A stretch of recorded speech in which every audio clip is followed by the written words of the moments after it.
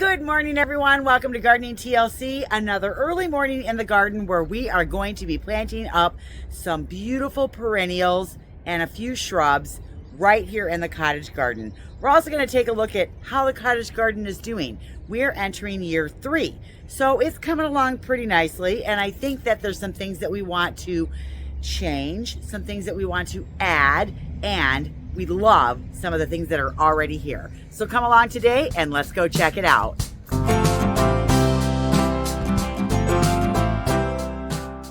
Welcome to my garden, everyone. My name is Michelle and I live in Northern Illinois and I'm in Zone 5.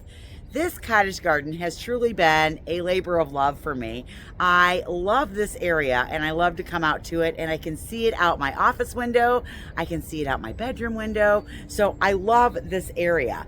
We are going to take a look at it, but let me give you a little history about the garden. So the upper part of the garden that's right next to the big red shed was put in the summer of 2021. And basically all I did was I built up a little bit of a wall, and I added some compost, and I planted up some beautiful hibiscus, some nepeta, and I threw some seeds down for some hollyhocks. That was about all I put in. Well, the next year we cleared this area out behind me and we installed the rest of the cottage garden. So that was in the summer of 2022, my first year on YouTube, and it was one of the videos that we did was creating the cottage garden. So you can check that out if you want when we actually put this in. And I think I did the video over maybe 2 or 3 or 4 videos. But anyways, this is the result of those videos and of that vision of putting the cottage garden in. So last year we didn't do a whole lot as far as adding things in, but we did plant a lot of seeds. I planted some annuals just while we were waiting for things to grow up because I don't want to overcrowd it. And I think a cottage garden, by definition, well, I really don't think there is any really good definition for it anymore. But it really is something that has a personality all its own. I think you're going to see them lean and bend towards the owner and whoever created it. But I also think it's something that develops over time. I don't think it happens like, bam, cottage garden, isn't it great? No, I think that you have to develop it and keep adding things over time and then kind of just keep working on it. So a lot of my gardens, I get them in, they're set. I like the way they are. I might add some annuals here and there, but this one for me is my go play in the garden, and I love it out here. So what are we gonna do today? Well, we're gonna be adding some things to this upper wall area right over here by the big red shed. And the reason we're doing that is because, well, if you've been following me, you know that I let my garden get a little bit away from me this year, and this area, oh my God, I had weeds like up to here. They were so big. But I did get it all caught up. But in the process of not keeping up on my garden, I lost some things. So I had these really beautiful, very awesome, summerific hibiscus up here. And I choked every one of those bad boys out. So I lost them. And that was sad because they were so gorgeous and I loved them. But I am going to put in some more hibiscus. I'm just going to do a different one, and I'll show you what that is in just a minute. The other thing I had over here were some absolutely beautiful, oh my gosh, beautiful hollyhocks last year. And I let them go to seed, and I was hoping that they'd spread their seeds around, and they might have. And I might have just choked them out because, you know, they were competing with all the weeds over there. So what ended up happening was I got two that came back, and they're super stunted. They're like this big, but we're going to leave them in there, and they are flowering, and I will show them to you. And I don't know, maybe they'll seed again and I'll have some for next year, or I can try again, because isn't that part of the fun of gardening, is trying different things. So the hollyhocks that were in here were actually ones that I started in winter sown jugs, not last year, but the year before. So yeah, it was pretty cool. So last year, because hollyhocks are biennials for me, my goal was that, you know, they threw their love all over the place. Well, that didn't really happen. Probably more my fault than their fault. But I don't know. We got some things that we're going to add to the garden, and I think I'm really going to like it.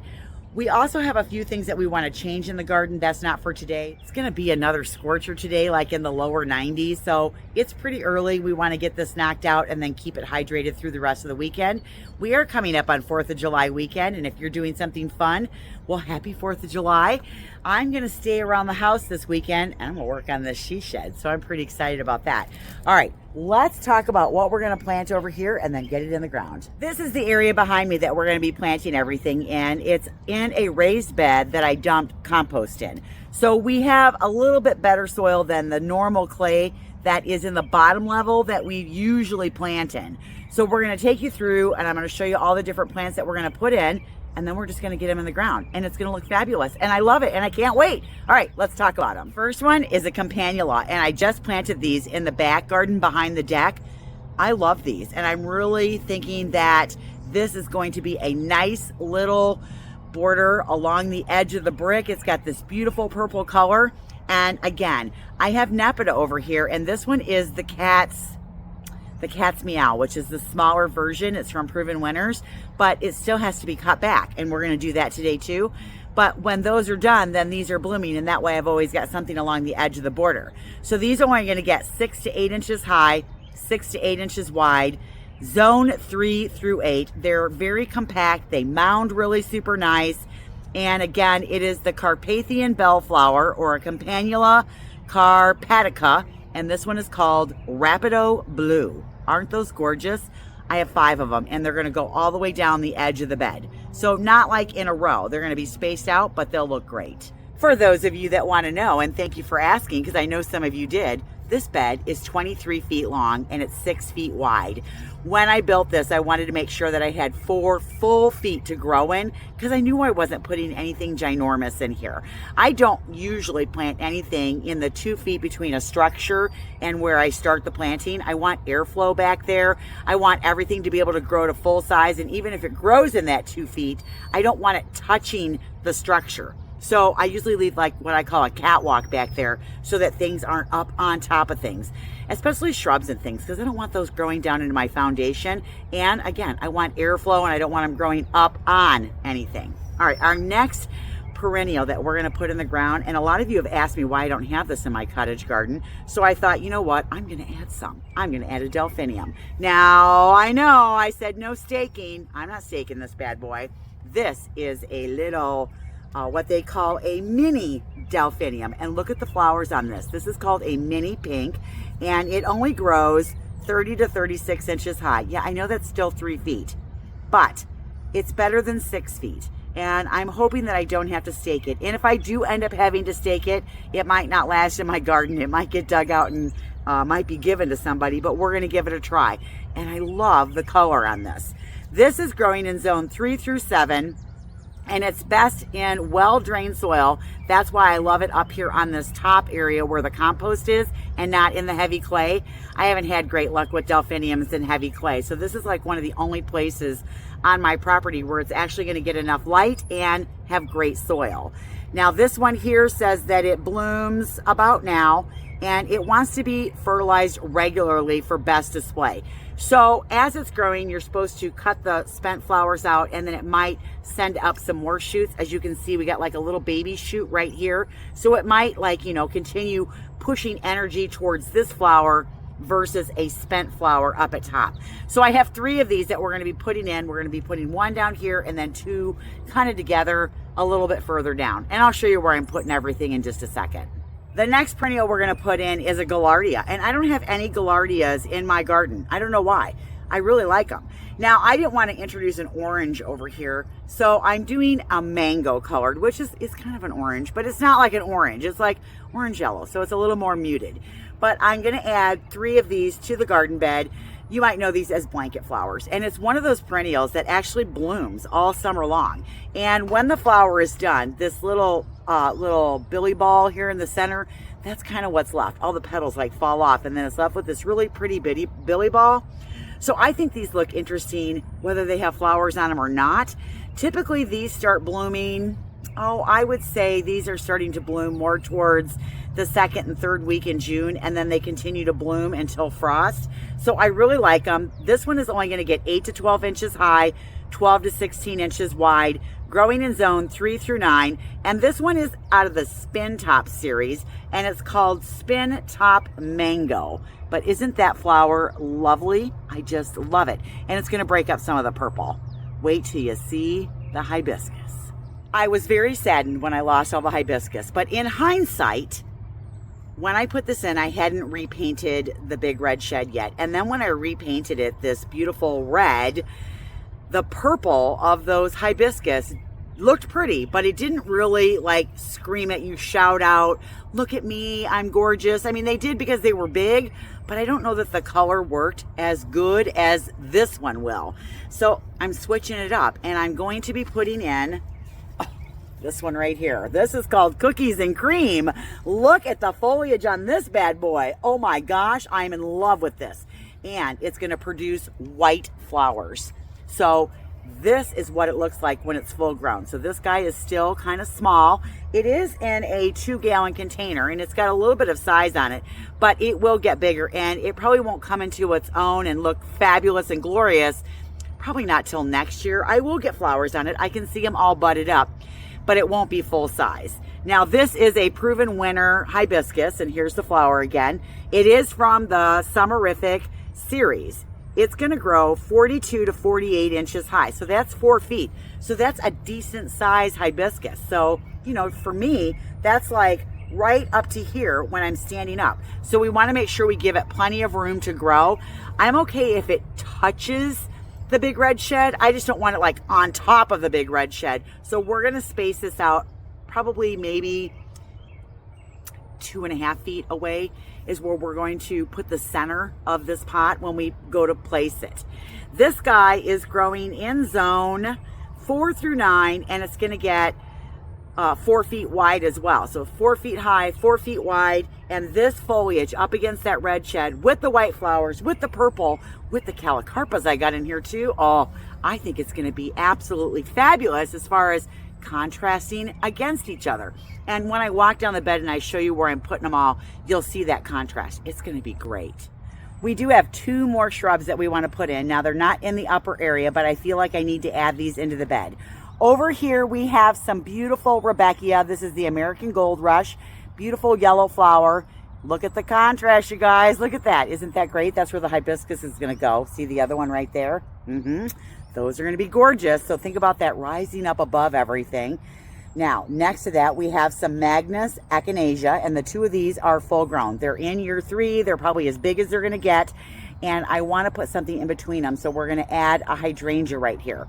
I love quick fires, and so I've decided to add one of the newer quick fires. It's been out for a couple years now, but I'm going to add the tiny quick fire. So I have little quick fires over by the driveway.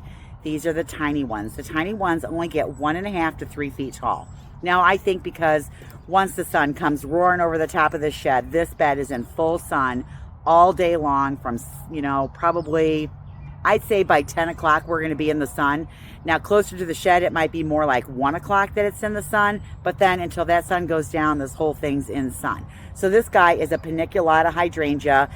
It's drought tolerant once you get it established. Beautiful flowers all over it. And what I love about the Quick Fire series is they are probably the earliest blooming hydrangeas that I see.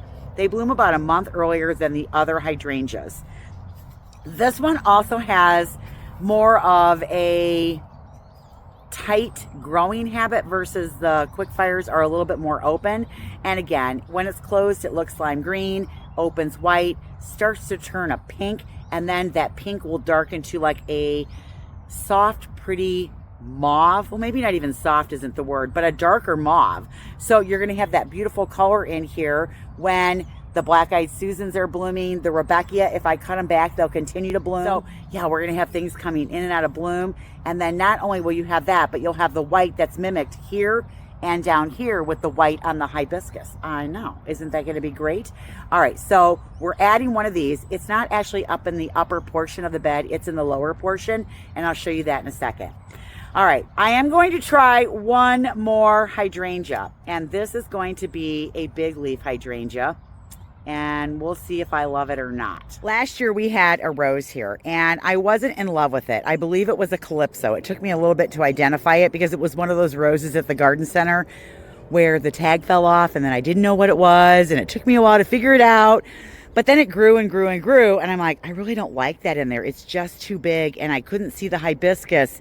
So I decided I'm going to try another serrata. Now, I have one in the sidewalk bed, and it kind of sort of flowers. It's the Aha from Proven Winners, and I do like the plant. I like the way the foliage looks, and it doesn't get this many flowers, and it's certainly not this pink. But I thought I would try this one. Now, this one is called Tough Stuff Top Fun. Look at the flowers on this thing. If it reblooms like this, it'll be awesome. Now, what's nice about a mountain hydrangea is it really does combine outstanding cold and heat tolerance with these beautiful lace cap flowers that are kind of a purple pink. And for me and my soil acidity, that's what I'm gonna get, is pink flowers. So I might as well play on that. And I also love that the foliage on it is a little bit darker. Now, these are growing in zone 4 through 9, so I'm in a zone 5, so that's good. I've got a little bit of a give on the cold tolerance, but it only gets 2 to 3 feet tall and wide. I'm hoping that this thing is going to be this glorious again next year. Sometimes I'm disappointed when I try to plant these because, yeah, they look like this right now, but will they look like this next year? It's supposed to bloom on old and new wood. So we're hoping that even if I lose the first flush of buds to a frost late in the spring, that I don't lose the second flush and it'll still bloom and look gorgeous. Plus, this guy's going to get more sun than my other one, so we're hoping that that's going to be the ticket. Remember how I told you that I had 2 hollyhocks that came back? Well, here they are. There's one right here, and you can see the bottom flowers are done, but it's got flowers up top that are all budded up. And then the back one, which is flowered, is right there. But see how stunted they are? They're not supposed to be that small. They're supposed to be a lot bigger than that. But that's okay. They lived, so we'll take it. All right, you can see here we have the nepeta, and we're going to cut that back. You can see that it's got some nice growth growing in the center, and we're just going to cut the outside edges and all of those spent blooms off. It'll produce more flowers. It'll look better, and it'll take me through the rest of the season. All right, this is a calicarpa that we put in earlier. That's a longwood blue. It's going to be absolutely gorgeous. Again, it's going to get bigger. All right, now my delphinium, when I put it back, it's not quite in the right place. Let me move that. Had to move the bellflower too. I picked that one up and I was talking about it. All right, I'm going to put a bellflower here. 1, 2, 3, 4, 5. So they're going to go down the front. And then we've got the Gaillardia, one here and one here. But I don't have one down here because I feel like there's not enough room for it. So what we did was we pulled it down right here into the circle area, so we still have 3. Then we've got our hibiscus, one here, and the last one right here. Isn't that contrast going to be fabulous? And then put those white flowers on there. I just think it's going to be so great. And then I put one delphinium here, and I put the other 2. Let's walk down here real fast. Now you can see I did plant a hydrangea in here. This is pufferfish, gets 5 by 5, and it's supposed to stay a nice pretty white. So another of the paniculatas. I really think this guy needs some nitrogen right now though, because look how green those leaves are. And they really should be a darker green. So we are going to be fertilizing him today again as well. All right, the other 2 are right here, 1, 2. If I back out a little bit, you can see we have another calicarpa right here. And then we'll cut back our nepeta, put the balloon flowers in between. And then as we come around the corner, I do have another hollyhock here. Now, I purchased this hollyhock. It's the same cultivar as the ones down at the other end. And I had it at the garden center, and I brought it over here and put it in the ground, hoping that it would spread its seed again, and I would have matching ones down here. We'll see if that actually happens, but I'm going to give it a try. I got to get going because the sun's going to come up over the top of this. I think we're going to hit 86 by noon, 94 by 4. Well, I hope I'm way done before then. Got my headband on. I'm ready to sweat my little butt off, but let's get it in the ground.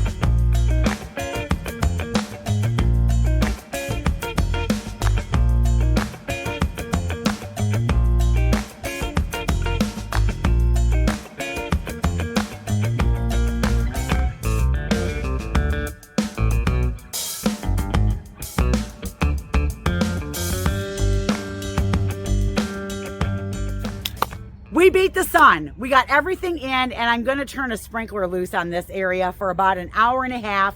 That way I get an inch of water on everything. I have to actually run to work.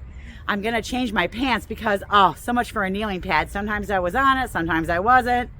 My pants are pretty dirty, but I am very happy with how everything turned out. I hope you guys enjoyed today's video, and I just want to talk about something really fast. So I've had some people asking me about, are you going to do Garden Gab again? And the answer is yes, but not in the same format. So when I was doing Garden Gab before and you guys were sending viewer submission pictures, I said that I would do that as long as I could keep up with it. And what's happening is so many people are sending pictures, which I absolutely love. I can't keep up. It takes me like 12 hours to do that video. By the time I load the pictures and put them in, there's so much editing that has to be done to make that work. But I don't want to stop getting viewer submission pictures because I love that. So here's what I've decided to do. I am going to be doing 2 Garden Gabs a month. One is going to be just me, for you, Jennifer, sitting in my garden enjoying it, which I do that, you guys, just so you know. I don't always work. That's just what I film.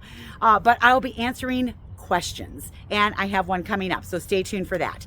The second Garden Gab is going to be your viewer submission pictures. Now, I'm not going to do this all year long. We're just going to do it during the busy growing months when your gardens look fabulous. So we will be doing one in July. It's going to be at the end of July, so start sending your pictures in. You want to send your pictures in a long format, which means you turn your phone sideways. If they're straight up and down, you guys, I can't use them.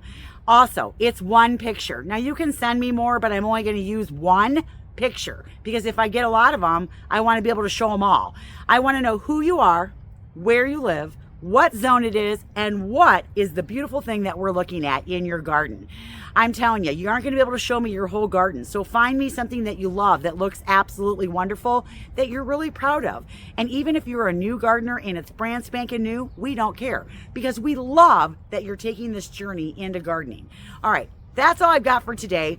Send some stuff in for Garden Gab. We'll get that going again, and have a wonderful 4th of July, you guys. Got to go to work now. I have the best job ever. All right, we'll catch you later. Bye, everyone.